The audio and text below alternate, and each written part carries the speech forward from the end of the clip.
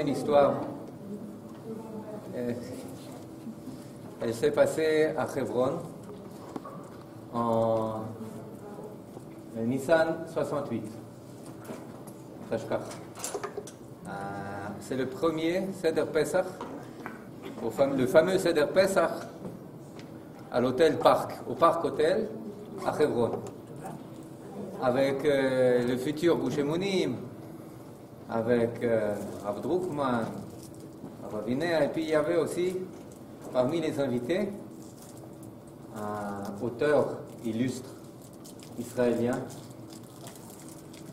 un ex-commandant du Palmar, grand écrivain, Moshe Shamir, qui était l'un des 3 cofondateurs du mouvement pour Eretz Israël Hashlema, Atnoa Leman Eretz Israël Hashlema, avec Nathan Alterman et Oitzvi Greenberg. Il était le 3e ou le 2e, ou peu importe. Le premier c'était Alterman, les autres, enfin bon. Et il a participé à ce Leila Seder. Et naturellement, il y avait beaucoup de choses à raconter. Après la guerre des 6 jours, après moins d'un an, moins d'une année s'était écoulée depuis. Et on lui a demandé de dire quelque chose. Je l'ai lu chez Hagai Segal, Achim Yekarim.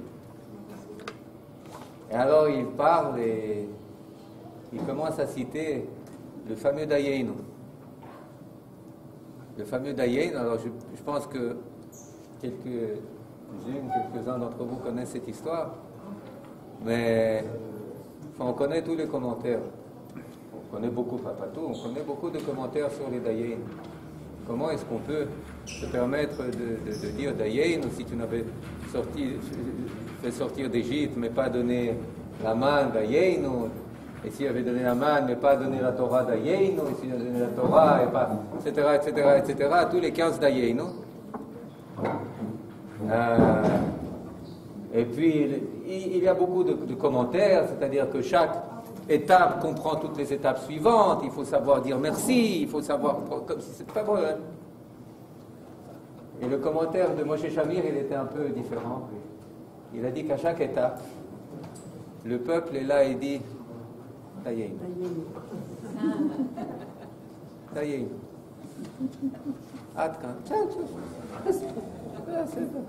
Laisse-nous digérer la manne. Ça prend du temps. Pas besoin de se précipiter au Arsinaï. À quoi le possède? Bon, alors après c'est Arsinaï. Laisse-nous nous habituer. Bon, immédiatement, la Idgalout, la révélation. Là, Dayenu. C'est-à-dire, à chaque étape, le peuple qui sort d'Égypte, il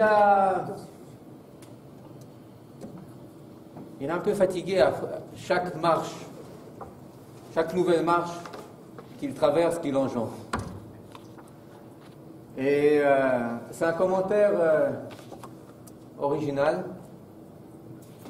Et à la fin de son Dvar Torah, le Rav Druckmann vient le voir, vient l'embrasser sur le front.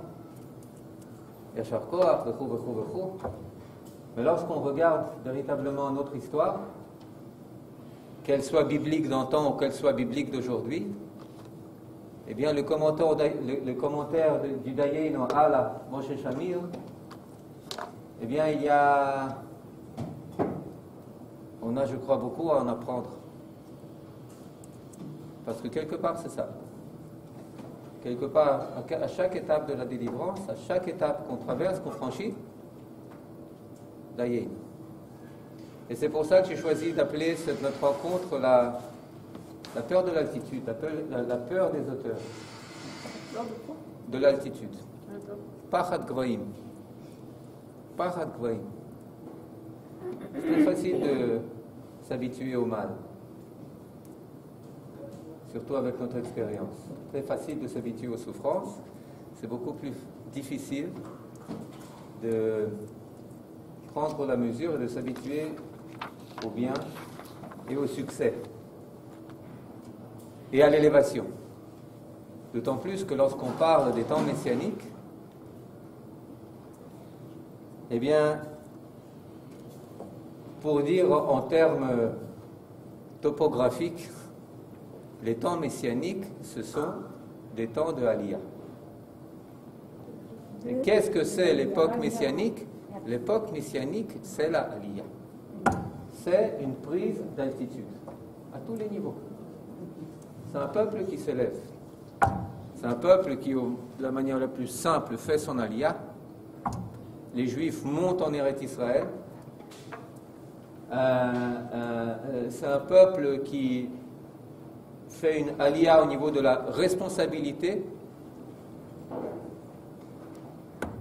et collective qu'il commence à assumer, d'une responsabilité communautaire et mystique, ça devient une responsabilité des plus pratiques, du Bituach HaLeumi, sans parler de tous les Gmachim, de Tzal, etc., etc. Une aliyah de la prise de possession de notre destin. Un jeu et comment dire, une position active. On entre de plein pied dans l'histoire et tout d'un coup, on doit prendre responsabilité au niveau international, au niveau stratégique, au niveau militaire, au niveau des conventions internationales, du droit international, à tous les niveaux. On doit relever le défi d'une nation et pas d'un peuple dispersé. Jusque-là, notre rapport à tous ces idéaux était un rapport, comme le dit Manito, un rapport de père, qui a eu la promesse mais qui n'en a pas vu la réalisation.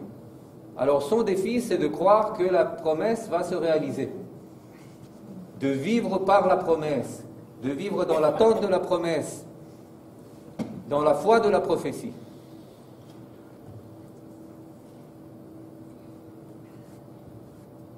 Un rapport quelque part onirique, un rapport spirituel, pas un rapport pratique. Un rapport, certes, qui m'aide à vivre. Je sais pourquoi je souffre. Je sais pourquoi je suis malmené. Parce que le Ketz Hayamim, c'est ce qui m'attend. Je sais ce qui m'attend. Mais il y a 100 ans, on commence à passer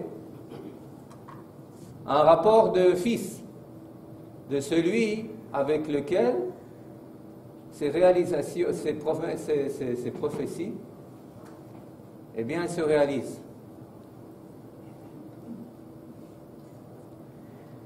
Et elles ne se réalisent pas par elles-mêmes,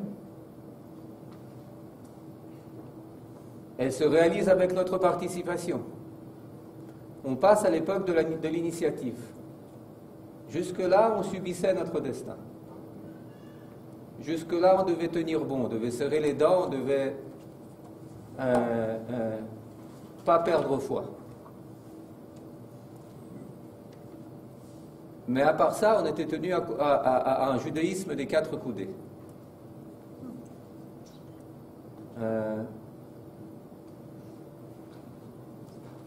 Un judaïsme sur la défensive. Je viens de rentrer aujourd'hui de France et de Suisse. On a fait visite de plein d'écoles, de centres communautaires, etc., etc. Et puis partout, si on doit formuler en une phrase quel est le but des directeurs d'école, quel est le but d'organisations fantastiques, je dois vous dire,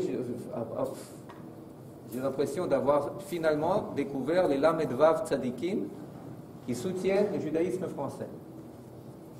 Pas les grandes structures, je ne vais pas les citer, mais les directeurs, les enseignants, je sais pas, une organisation comme Choisir l'école juive.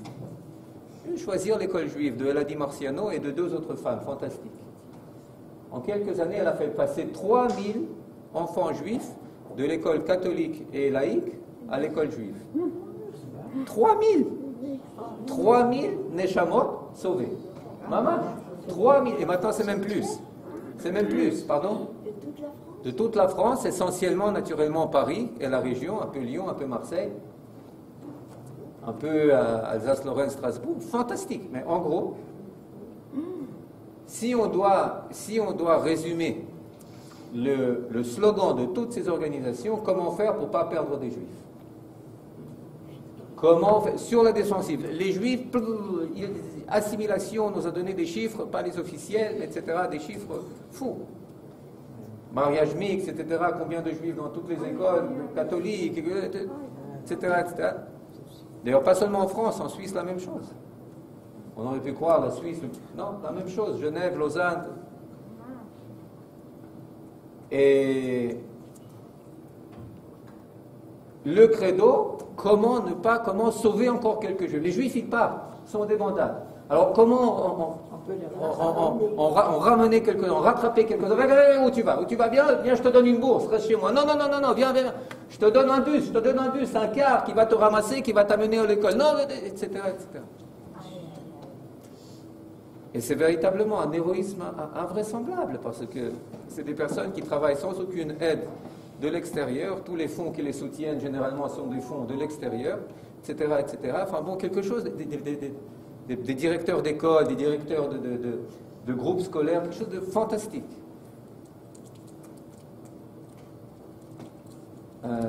C'est un judaïsme, c'est un héroïsme juif sur la défensive.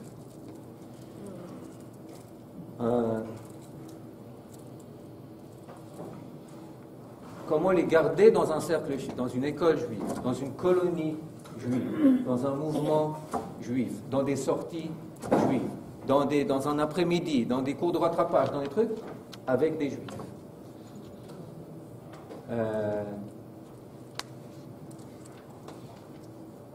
Mais la Géoula, on le sait, c'est un peu autre chose. On passe à l'initiative. Le Kadosh Baruch Hu passe à l'initiative. Et nous aussi, on passe à l'initiative. Celui qui prend l'initiative, le Kadosh Baruch Hu, il est avec lui. Socialiste, communiste, révisionniste, religieux, plus, moins, etc. Première alia, deuxième alia, troisième alia. Avant cela, l'alia des élèves du Gaon de Vilna, etc., etc., l'alia des Chassidim. Tu montes, je suis avec toi. Ensuite, on va faire le bilan de comment tu mets les tefilines, combien tu mets ici, tu mets comment, etc. J'ai un projet, je rassemble mon peuple, celui qui est avec Hachem, très bien. Parce que jusqu'il y a 200, 300, 400 ans, l'initiative, elle était punissable, on le sait. Elle était punissable. L'initiative, c'est-à-dire, elle était punissable, c'est-à-dire, c'était, oui, vous allez monter, mais ce qui vous attend, c'est pas un champ de roses, c'est un champ d'épines.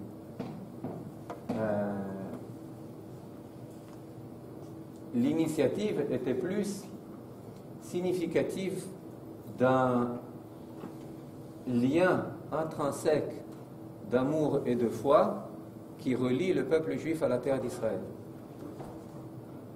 Mais c'était une Messirut Nefesh totale. Ce qui vous attend en Eretz Israël, ça va pas fleurir. Il y a 300 ans, ça ne fleurit pas. Il y a 400 ans, ça ne fleurit pas. Les Juifs arrivent, les grands sages arrivent, mais cela ne fleurit pas. C'est-à-dire que les gens viennent, et puis ceux qui ont de la chance survivent quelques années, ceux qui n'ont moins, beaucoup moins. Pour ceux qui arrivent, certains n'arrivent pas. Il y a 120, 130, 200 ans, cela change. L'initiative de punissable devient, comment dire,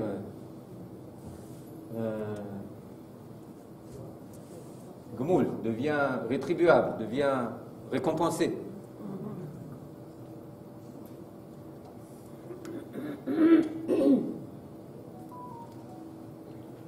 D'ailleurs, si on veut faire un parallèle avec le Chumash qu'on vient de terminer, je ne sais pas si vous avez remarqué, mais il y a une différence formidable entre le début du Chumash et la fin du Chumash. Au début du Chumash Bamidbar, eh bien c'est on commence à faire le décompte des Asara Nisyonot, des 10 épreuves avec lesquelles on a comment dire, Nisino et Kadosh Baruch Hu, éprouver le Kadosh Baruch Hu. La manne, elle n'est pas bonne. Quelque chose d'autre. L'eau, elle est amère. Ça, c'est un peu avant, oui. L'eau avec ça, c'est un peu. Le micro, comment je peux mettre par là? Le Har Sinaï, on le fuit. Rashi le dit en rapportant un midrash. Ensuite, Mitonenim, les plaintifs. Les plaintifs, qu'est-ce qu'ils demandent? Où sont tous ces aliments qu'on consommait en Égypte, gratuitement? Nitnarosh venashuva Mitzrayim, qu'on se donne un commandement et qu'on revienne. C'est-à-dire, ça c'est un défi à l'idéal juif, un défi au vecteur juif. Ensuite, bon, la sommité, c'est naturellement Shlach Lecha. Ça, c'est un défi quant au but ultime de toute notre sortie. Ve'eveti, le 5e langage de la délivrance, l'entrée en Eretz Israël. Non, on veut revenir. Donc, c'est chaque fois des défis de refus, de fuite de responsabilité, de refus d'accepter la responsabilité d'un peuple libre qui doit acquérir et assumer son existence de peuple, avant tout en se dirigeant vers Eretz Israël, en acceptant l'ordre divin, etc., etc., etc. Finalement, ça se termine avec la parashat Korach, où c'est le défi au leadership de Moshe et Aaron. Okay. Moi, je suis du Maroc. Je sais qu'un arrière-grand-père à moi, ils ne sont pas venus, il n'y avait pas d'avion, il n'y avait pas sont venus à pied ou à cheval. Il y a un des grands-pères qui est enterré dans l'ancien cimetière. C'est-à-dire qu'au Maroc aussi, même au nord, en Afrique du Nord, on avait cette. D'ailleurs, on priait toujours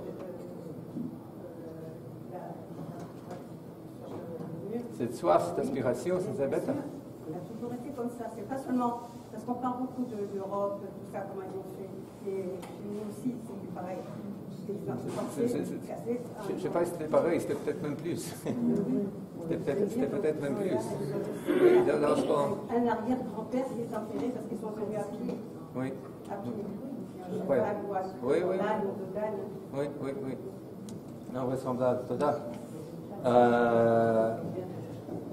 Et lorsqu'on arrive aux dernières parachiotes du livre Bamidbar, eh bien, on voit, ce sont encore des défis à Moshe Rabbeinu, mais d'un tout autre ordre. Prenez Pinchas. C'est Moshe Rabbeinu qui aurait dû faire ce que Pinchas a fait, mais pour une raison étrange, ni talma à halacha. Il a oublié cette halacha. Boel aramite, Kanaim pogim. Celui qui vient sur une Cananéenne, eh bien, les zélotes s'attaquent à lui. C'est un défi à Moshe, mais c'est un défi d'un autre ordre. Ensuite, notre Slofrat. Encore une fois, c'est un défi. Moshe Rabbeinu. Notre père, il a décédé, mais nous, on veut. Qu'est-ce qu'elles veulent? Elles veulent la terre. Elles veulent la terre. C'est encore une fois, tu as une réponse? Non, je ne sais pas, je vais demander. Ensuite, la guerre de Midian. Milchemet Midian, après l'initiative de Pinchas, qui prend la tête des combattants, des 12 000 combattants qui vont charger Midian. On revient, encore une fois, bon, il y a l'impôt, mais il y a tous les commandants Ken, Saré Alafim, Saré Meot, qui viennent et disent, Moshe Rabbeinu, tu sais quoi? On a perte zéro. Alors qu'est-ce qu'on veut? On veut faire un don. on veut faire donner un impôt, mais sur notre propre initiative. Encore une fois, c'est une initiative. Chaque fois, c'est l'initiative d'en bas.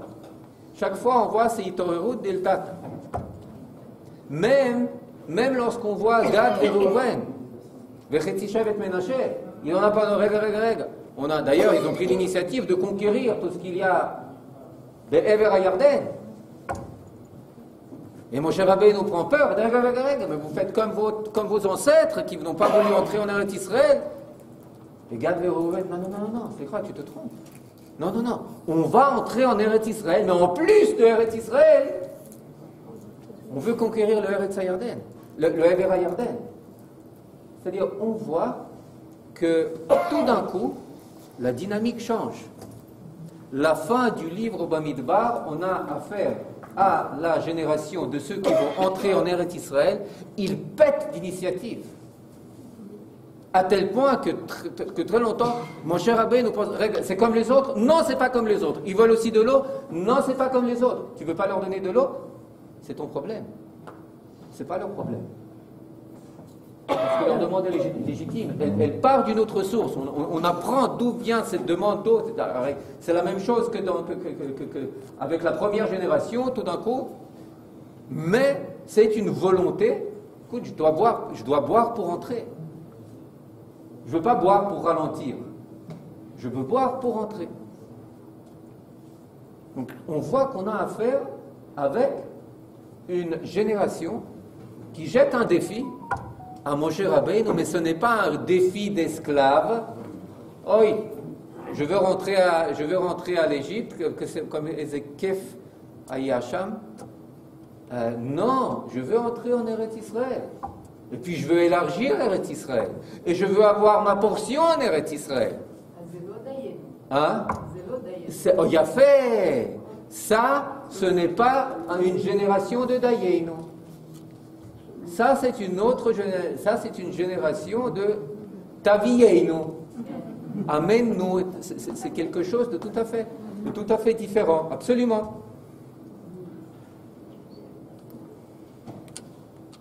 C'est une génération qui gagne en altitude. C'est une génération qui n'a pas peur de relever les défis. C'est une génération qui n'a pas peur de l'avenir. C'est une génération qui est toute orientée vers l'avenir. Elle ne parle plus de Paro, elle ne parle plus de Mitzrayim, elle ne sait pas ce que c'est. Elle ne se plaint plus. Vous entendez des plaintes? Les plaintes qu'on entend dans le début du livre de Bamidbar, c'est les plaintes des Bnei Israël. Les plaintes qu'on entend dans la fin du livre Bamidbar, c'est les plaintes de Moshe Rabbeinu.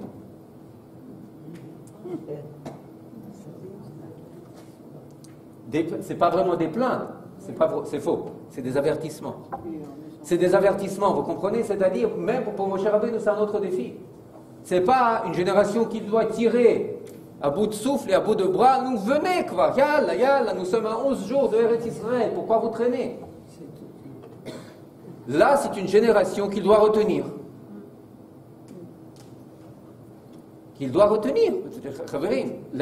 On doit d'abord conquérir Eretz Israël. Après, c'est Eretz Og, Eretz Bashan, et Chavot Yair, etc. D'abord, il n'y a pas de problème. Pas de problème. On laisse ici nos familles, on laisse notre bétail, on vient conquérir. On vient conquérir en Chalutzim, avant tout le monde. Hein. Avant tout le monde. Politiquement, stratégiquement, on voit cette paracha de Gad et Reuven, c'est inexplicable. Tous les autres, ils doivent dire, voilà, 2,5 de moins, c'est bien, on aura plus de terre pour nous. Allez. Moshe Rabbeinu dit, encore mieux, on va conquérir 2 fois plus de terre, parce que Gilad, Bashan, etc., c'est énorme comme territoire. C'est presque le double de la terre. Gad, Menaché, Reuven, non, Menaché, Gad, Reuven, Magor, okay? du nord au sud. Au contraire, très bien. Je parle en tant que originaire d'Union soviétique. Plus c'est large, mieux c'est, non? Non, mon cher Rabbeinu, regarde. D'abord, il faut se diriger vers Eretz Israël, ensuite on s'élargit. D'abord, Mekachim Bifnim, Vachar Mekachim Bachou.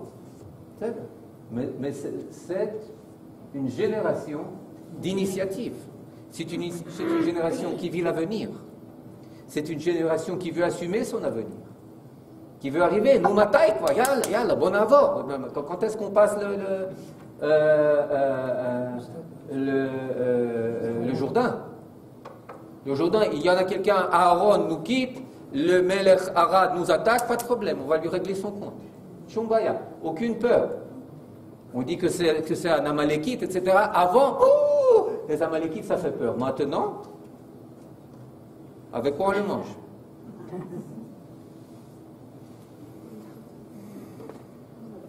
Puis on s'installe. Puis on conquiert. On s'installe.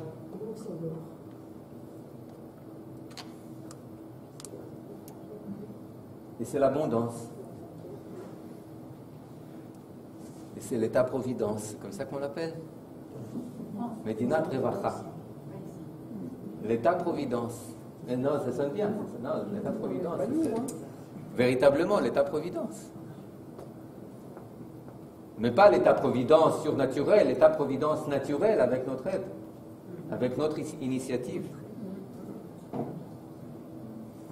Et puis il y a les victoires, des victoires un peu partout. Victoire de Yoshua, victoire à Jéricho, ensuite bon, une petite défaite à Haï, et puis une victoire à Haï, et puis contre les 31 rois, etc., etc., etc., etc. On est sur la lancée. Et ensuite, fini le livre de Yoshua, on ouvre le livre des juges.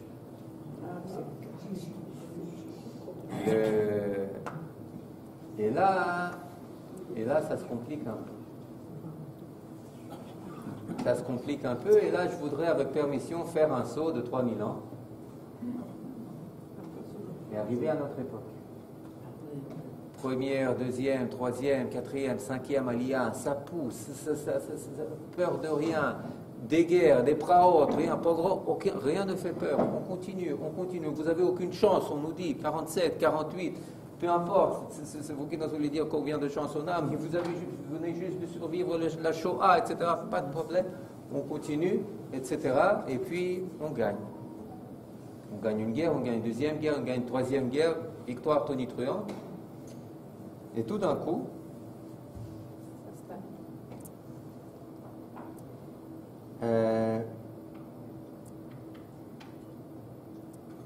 premier réflexe, après la plus grande victoire, premier réflexe, c'est quoi? Il faut tout rendre. À qui on rend? À qui on rend? À qui on rend? Moshe Dayan, qu'est-ce que tu fais? J'attends le coup de téléphone. À qui on rend? À qui on rend? Remez, Tov, qu'est-ce qu'on va faire? À qui on rend Jérusalem? À qui on rend la vieille vie? Etc. Et tout le monde, à qui on rend?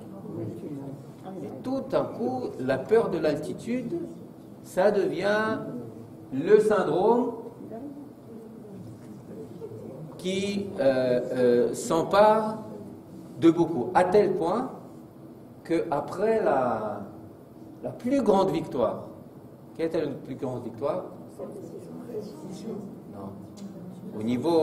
Au niveau militaire stratégique, notre plus grande victoire, c'était pas la guerre des 6 jours. C'était Yom Kippour. C'est incomparable. C'est incomparable. La plus grande victoire, c'était une victoire. C'est une victoire qu'on étudie jusqu'à aujourd'hui dans toutes les écoles militaires, parce que tenir tête sur 2 fronts simultanément, alors que des armées surarmées, surentraînées, préparées, qui nous prennent par surprise, attaquent avec un avantage stratégique sur les hauteurs du Golan et traversent le canal du Suez au sud, au nord, et nous, on n'a même pas commencé à mobiliser. Et après cela, renverser toute la situation et terminer au sud à 100 km d'Égypte et à 30 et quelques kilomètres de Damas, si ce n'est pas un miracle, c'est incomparable avec la guerre des 6 jours. La guerre des 6 jours, c'est nous qui l'avons commencé, au bout de 4 heures, nous l'avons terminée, presque. C'est-à-dire, après 4 heures, les forces de l'air l'appellent la guerre des 4 heures. Pourquoi? Parce que après 14 heures, toutes les forces de l'air arabes étaient neutralisées, anéanties, rien, ils étaient à notre merci. La guerre du Kippour, c'est eux qui nous ont neutralisés. nos forces de l'air, nos défenses, nos lignes de Bar-Lev, etc., nos lignes sur Ramat Golan. C'était un miracle. La plus grande victoire. Et alors vous trouvez Hanan Porat, le poète, le parachutiste, presque mortellement blessé, qui est là, qui s'est pris un mortier sur le dos, enfin pas, mais un obus sur l'épaule, et il est en convalescence à l'hôpital, et tout d'un coup, il lui tombe entre les mains un journal de Tnuat HaKibbutzim, Jdamot, où il lit un article d'une personne qui s'appelle Lapid, enfin aucun rapport avec ça, c'est un autre Lapid, et qui s'appelle Azmana Livkot. Azmana, invitation aux larmes. Invitation aux larmes. Et tout l'article, pleurer pour tous les rêves brisés, pleurer sur tous les destins fracassés, pleurer sur toutes les aspirations déçues, pleurer, pleurons. Regardez comme ça. Parce que la guerre, cette victoire, de manière très difficilement explicable, a été perçue comme une défaite. Bien sûr, la guerre de Kippour est perçue comme une défaite. C'est une surprise, c'est une nouveauté ce que je viens de dire. Il y a eu beaucoup de morts et de blessés quand même. C'était la guerre la plus meurtrière. C'est-à-dire, oui, elle a mal démarré, il y a eu beaucoup de morts, il y a eu beaucoup de blessés, il y a eu beaucoup... Mais finalement, Khaverim, sur le papier, on avait toutes les chances de la perdre.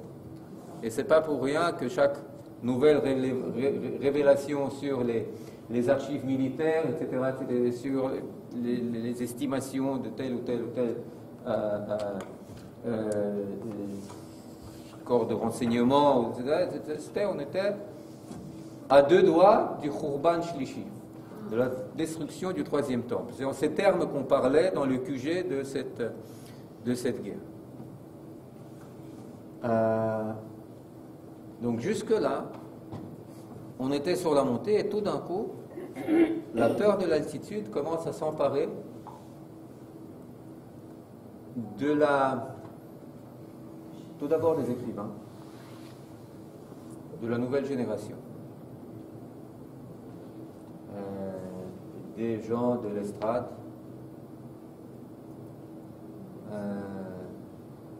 vous nous avez promis la paix, vous nous avez promis la colombe, et on a guerre sur guerre.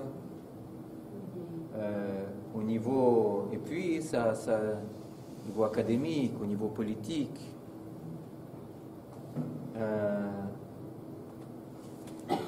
le rêve sioniste tel qu'on se le représentait, ça ne marche pas.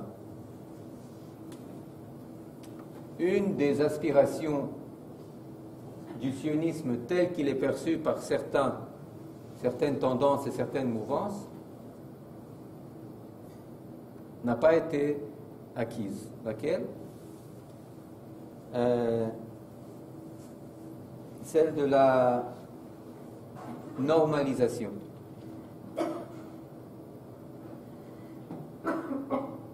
Et d'être comme tous les autres peuples.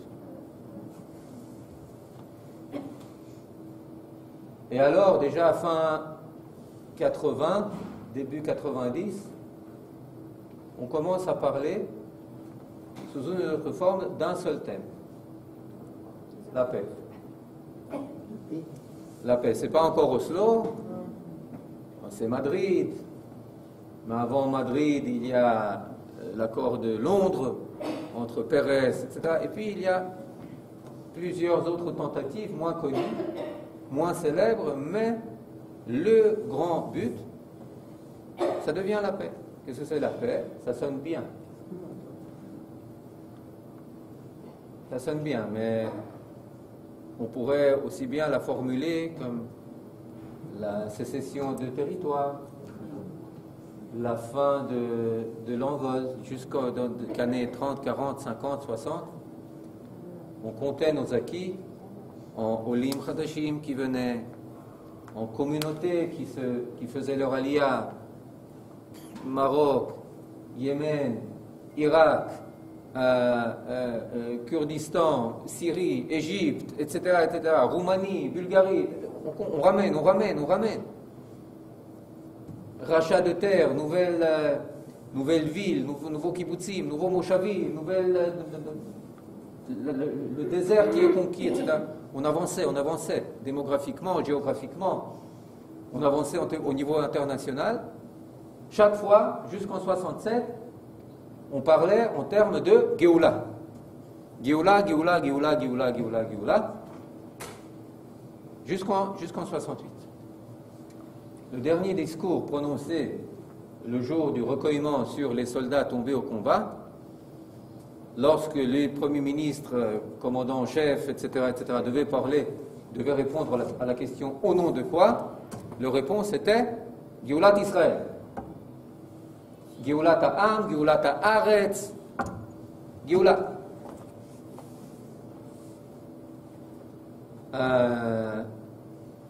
Années 70, plus forte raison années 80, etc., on parle de Shalom.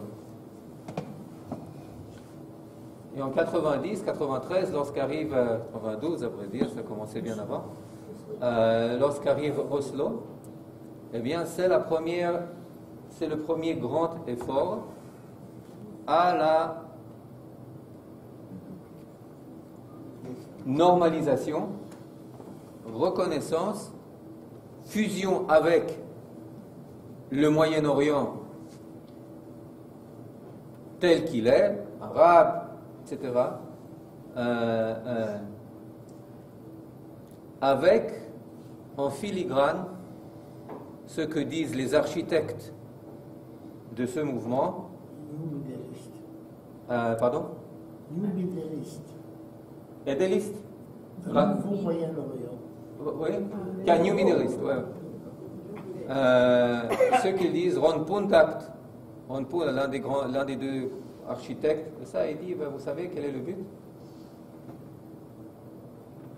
Il le dit tel quel. Le but de Oslo, c'est pas ce qu'on dit. Le but d'Oslo, c'est de déjudaïser, d'israéliser Israël, de normaliser Israël.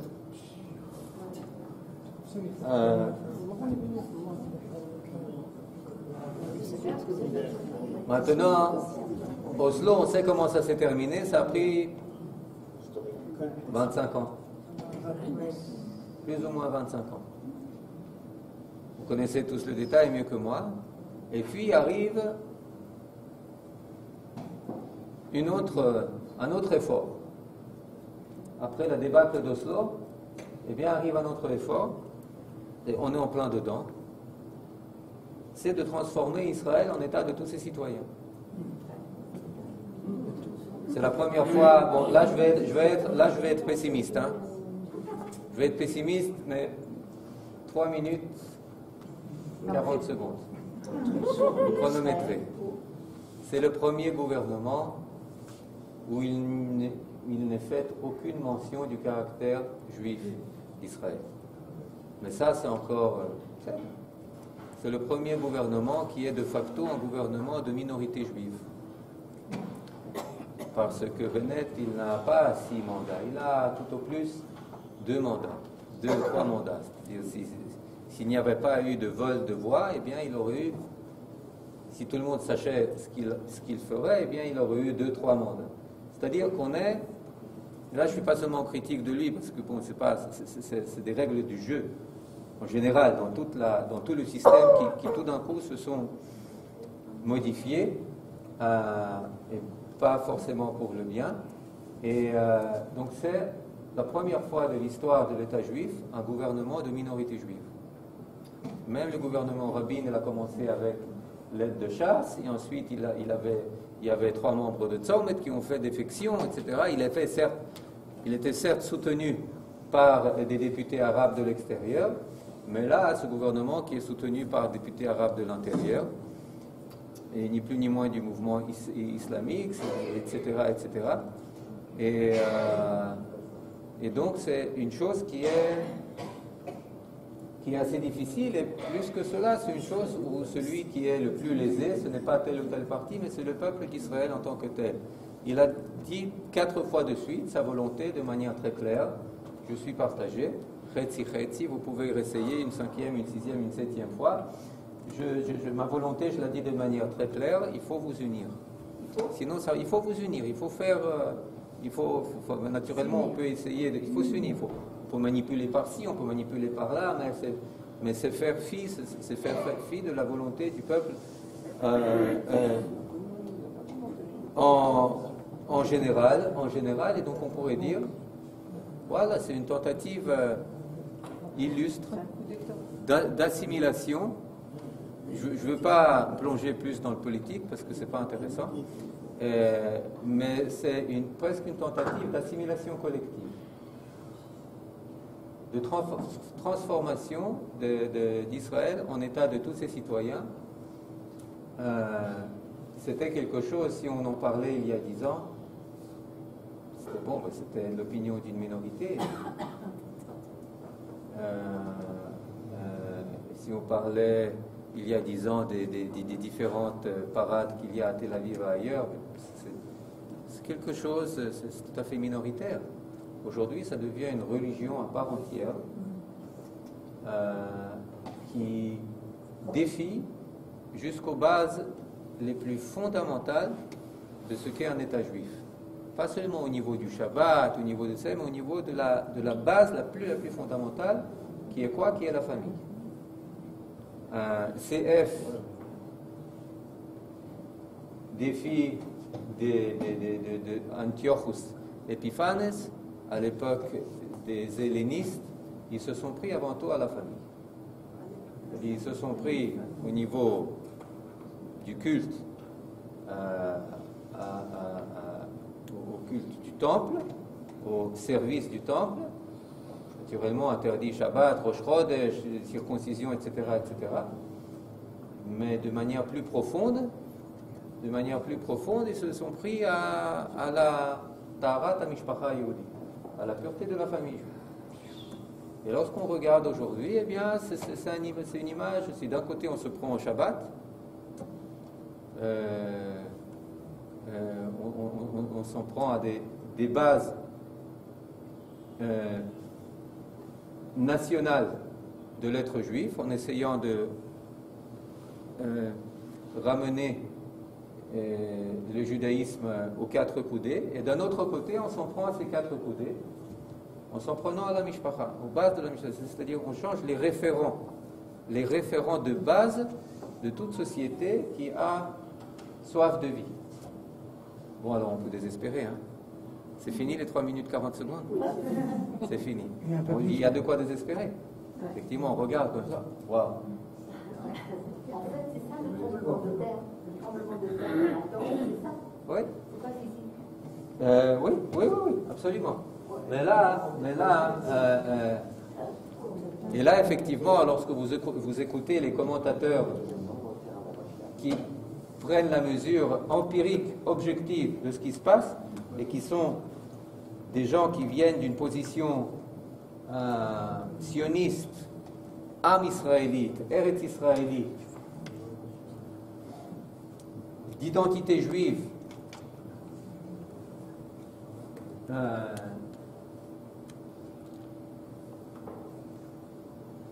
et bien, les entendre parler, c'est très difficile. Il n'y a pas beaucoup de lumière là-bas. Il y a des gens très intelligents. Il y a des gens qui ont mal et qui ne dorment pas plus la nuit à cause de ce qui se passe. Mais d'un autre côté, si on continue à feuilleter le livre des juges, il y a des choses qu'on ne comprend pas. Comment est-ce que, une fois rentré au pays, eh bien, on commence tout d'abord à perdre du terrain face d'abord à différentes peuplades, Cananéennes et autres, Et puis après, le danger d'où est-ce que commence à venir? Il commence à venir de Gaza. Les Plishtim de Gaza, qui nous importunent. Mais comment? Mais cette petite peuplade, qui n'est même pas un peuple uni, mais qui est une fédération de différentes villes, comment est-ce que nous importunez tellement? D'où ils viennent? Ils sont des Plishtim, des Polchim, c'est des intrus. Ils ne sont même pas partis des 7 peuplades de Canaan, et pourtant ils nous importunent. Et aujourd'hui, on voit, l'histoire se répète. À un autre niveau, l'histoire se répète. Tout d'un coup, ils essayent de nous dicter comment nous conduire, pas seulement dans la périphérie de Gaza, et pas seulement à Ashkelon, Ashdod, Beersheba, mais à Jérusalem. C'est un défi à la souveraineté juive. Si vous regardez le commentaire des sages, des commentateurs, ils disent qu'il y a une fonction aux Philistins. Les Philistins, ils n'apparaissent sur la scène que lorsqu'on est sur le pas d'assumer notre souveraineté, notre royauté. Qui est-ce qu'ils embêtent le plus? C'est Shaoul. Shaoul, Jonathan, c'est quand on a Iné, Shmuel. Et c'est l'époque d'Élie, encore avant, c'est-à-dire c'est un peu avant la royauté, pendant la royauté avec Shaoul qui meurt. Et ses fils tués par les Philistins. Et ensuite, le premier défi de David Ameler, d'ailleurs très bien tenu à 2 pas d'ici, sur le Emek Rephaïm, c'est contre les Philistins. Les premières batailles, les premières victoires, elles étaient obtenues ici, Mamash.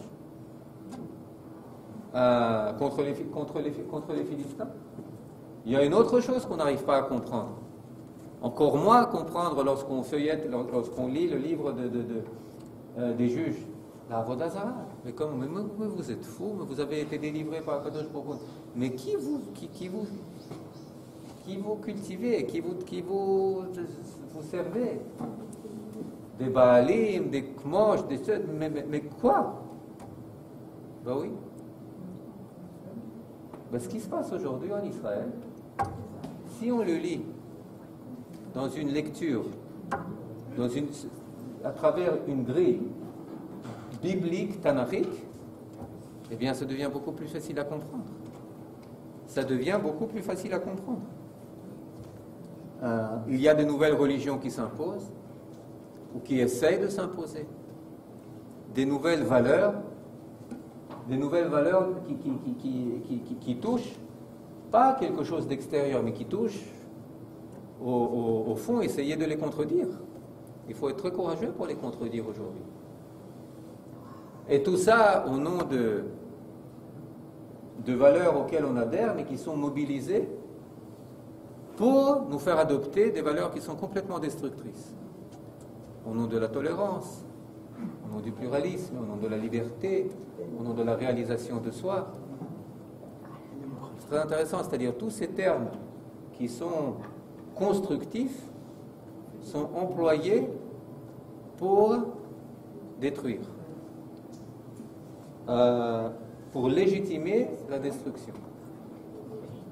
Eh bien, là, il s'agit de prendre de l'altitude et de voir ça à travers un œil biblique tanachique. C'est le défi, c'est Baruch Hashem presque. Ça veut dire qu'on est sur la bonne voie.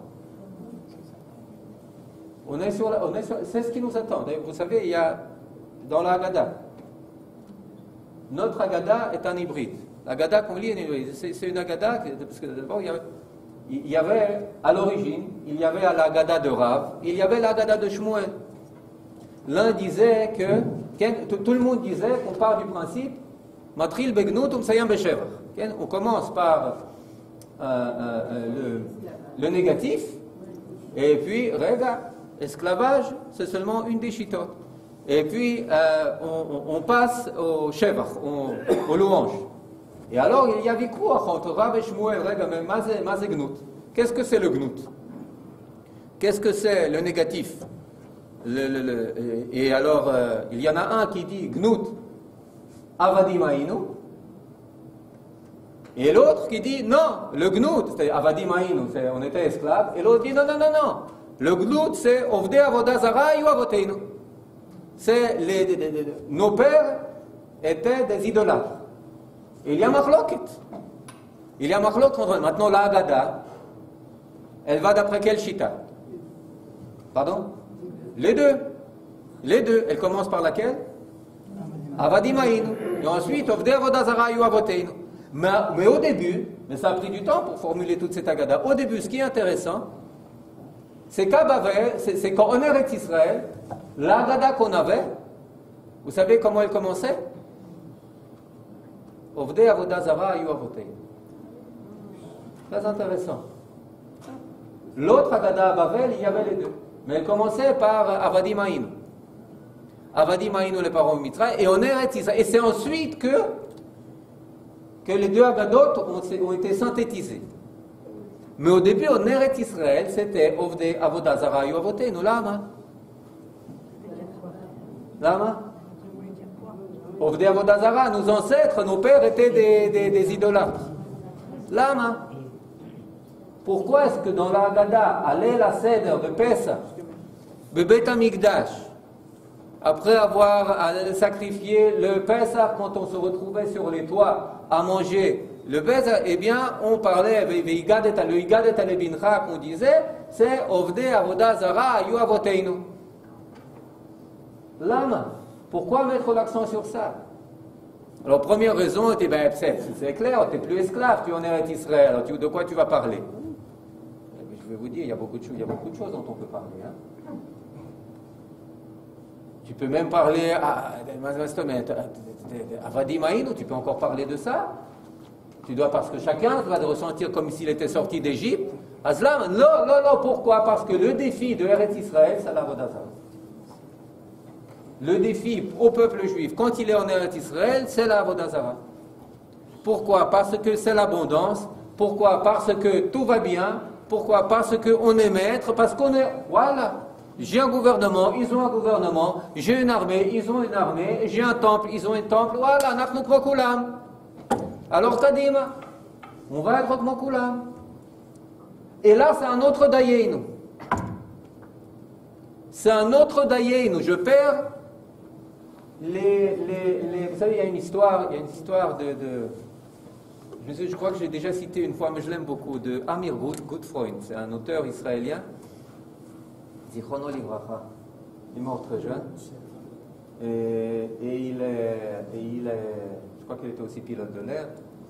Et il a écrit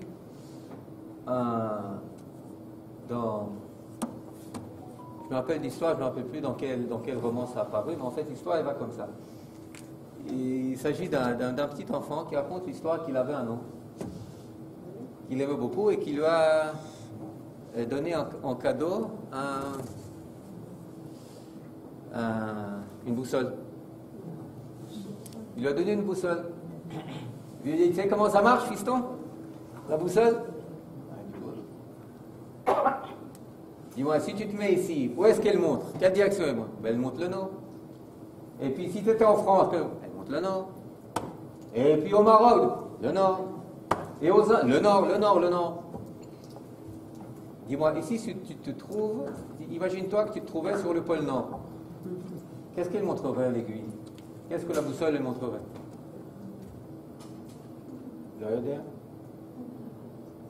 Qu'est-ce qu'elle montrerait? Elle montrerait tout.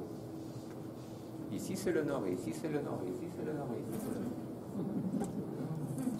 Où que tu montres, eh bien c'est à kololé. Tout va. Eh bien tu sais, il continue. Le sionisme, c'est la même chose. Tant qu'on était au Yémen, en Pologne, en Roumanie, en France et ailleurs, eh bien toutes les aiguilles montraient notre nord. C'est quoi? C'est Jérusalem, c'est Eretz Israël, Jérusalem. Tout, tac, où qu'on soit, pardon. Bien fait. Maintenant, une fois qu'on s'est rassemblés, alors qu'est-ce qui s'est passé? Si on continue à user de l'aiguille qui nous indiquait Eretz Israël, eh bien cette aiguille, elle va tourner en rond. Elle va perdre la tête.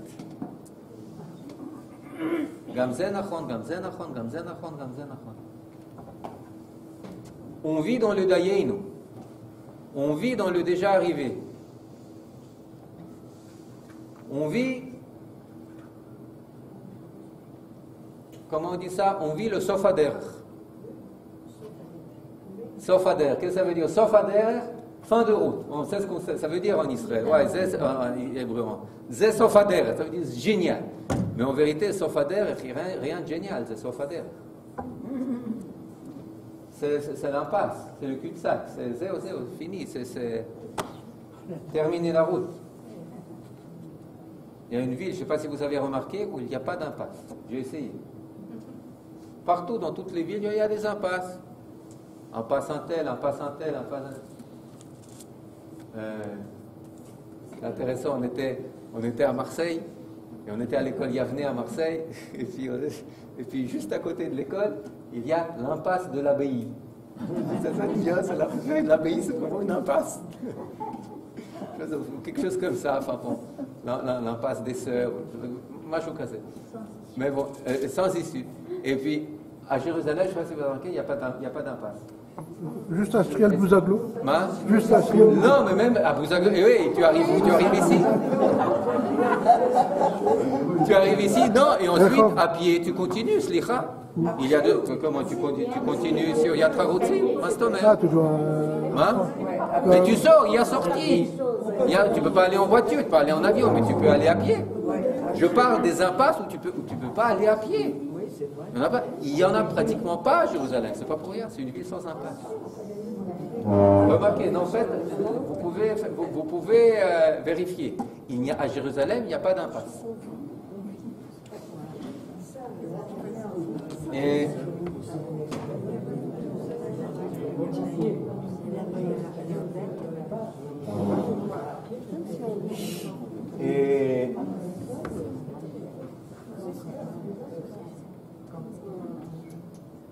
donc si on devait faire, à mon sens, peut-être je me trompe, mais je suis pas sûr, le diagnostic de notre état après 67, qui dure déjà combien? 54 ans, c'est un état d'Ayen, Atkan, peur de l'altitude, Jérusalem, Oivei, Shrem, Hebron, surtout pas ça. Pourquoi? Parce que là, c'est une autre dimension qui doit apparaître.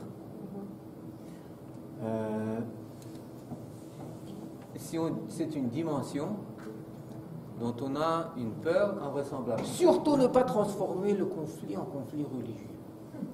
Surtout ne pas en faire un conflit idéologique. Surtout ne pas, ce serait irrésolu. Tu ne comprends pas que c'est sa solution? Tu ne comprends pas que c'est la solution qu'il faut passer à l'étage supérieur? Et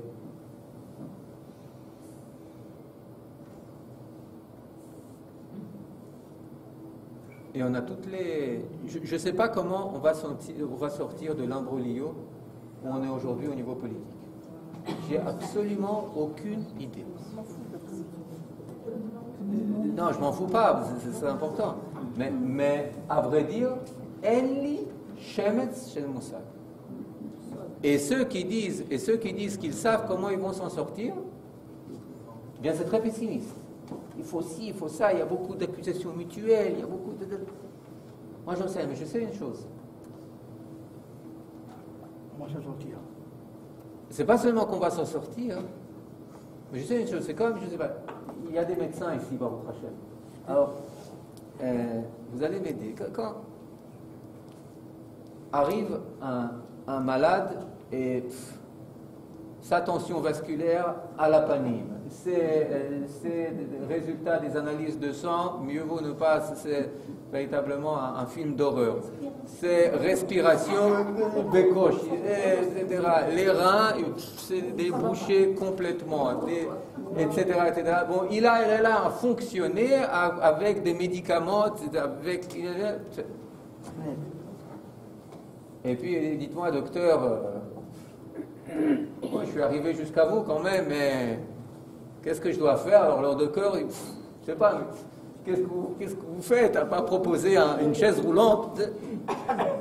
Et puis, d'un autre côté, arrive une autre personne qui a pris un coup de virus, mais invraisemblable. Mais d'un autre côté, vous regardez les données, je ne sais pas, respiratoires, génial.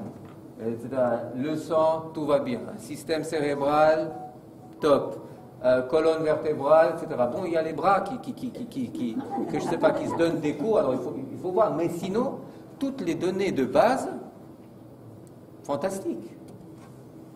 Fantastique. Pourquoi j'emploie on voit les mécanismes chez nous, on voit que ça pète les plombs.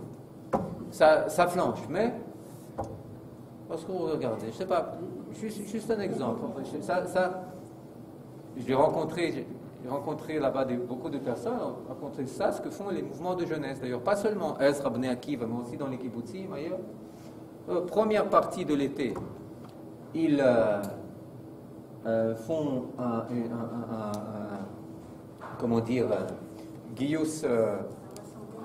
rassemblement de fonds.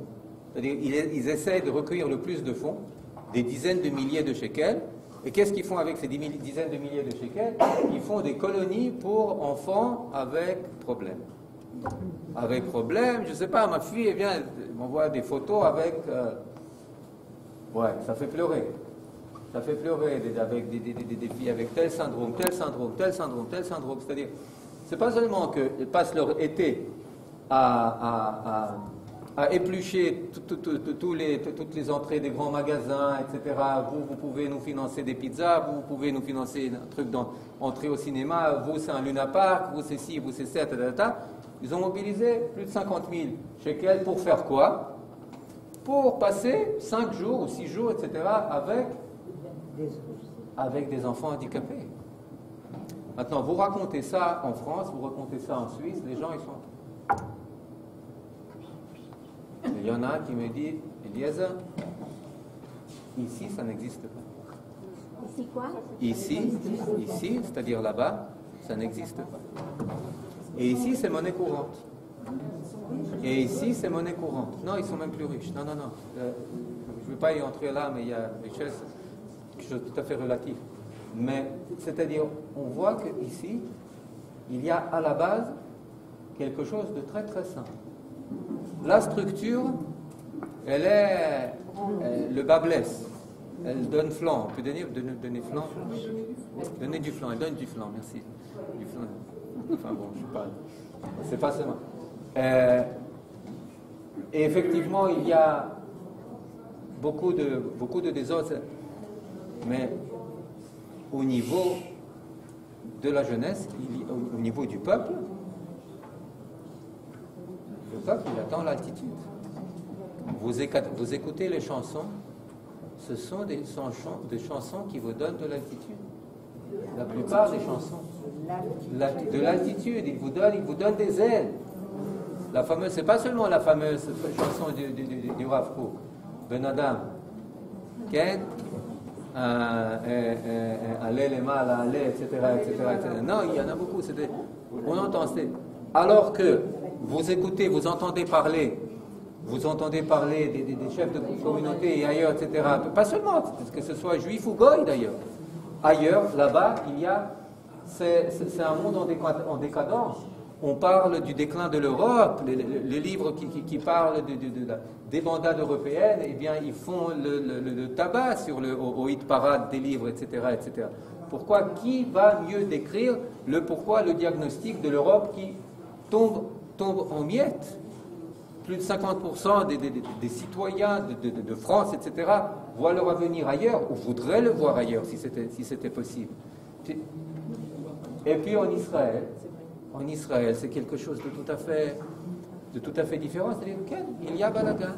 Oui, on a une Mishtara qui, pour telle ou telle raison, a cessé un peu de fonctionner à certains, mais je m'excuse de le dire, mais on le voit, okay, etc. On a un gouvernement qui est un peu neutralisé, on laisse des terres au mouvement islamique et autres. En apparence, il y a de quoi désespérer, mais lorsque vous regardez les bases, lorsque vous prenez de l'altitude, vous considérez cette réalité d'un œil prophétique, d'un œil tanachique, c'est le défi à suivre. C'était le défi véritablement, Ababato, le prochain, le défi à suivre. Est-ce qu'on a les forces de les relever? Bien sûr qu'on a les forces de les relever. On a plus que les forces. On a plus que des forces que toutes les autres générations, même prises ensemble. On est 7 millions de juifs ici. Avec une motivation qui débordante. Les jeunes, etc., avec toutes les amoutotes, avec toutes ces entraides, avec pas seulement les entraides, toutes ces cultures, toutes ces chansons, ces nouveaux films, c'est tout. Et voilà. C'est pas pour rien que les chansons extrêmement populaires aujourd'hui, c'est des chansons qui appellent à l'altitude. Qui appellent à l'altitude parce que c'est ce qu'on attend. Bon, j'ai terminé. Je serais heureux d'entendre un peu, pas seulement moi.